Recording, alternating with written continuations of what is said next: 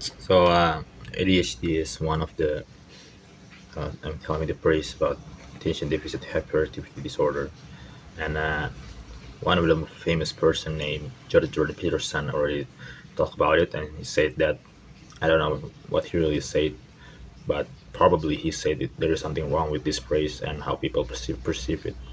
But I don't really want to watch this because not because I don't want to accept the truth, but I just don't want I have this distorted thought, distorted mind, and I don't really know actually why I've been thinking about that either.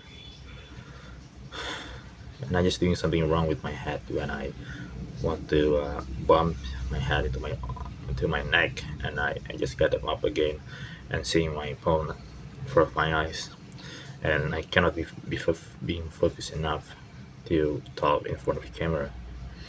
And I'm really sure this could be a very huge disadvantage when I'm talking, and, and my accent will getting weird.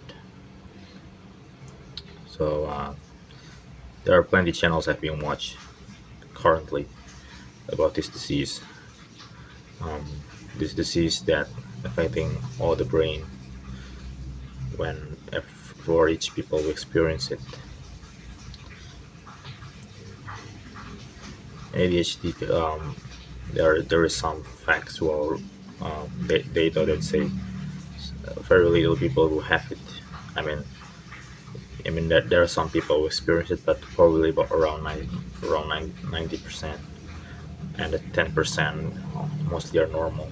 So can you imagine that you were living in a lot of in the world that a lot of people are have normal brain, and you are most likely only some of the little part of the particle that experience this problem, and the whole social groups won't really accept who you are. I mean, it's really normal that people doesn't accept who you are because we need to mingling with others, and they only accept us and not tolerate any kind of difference.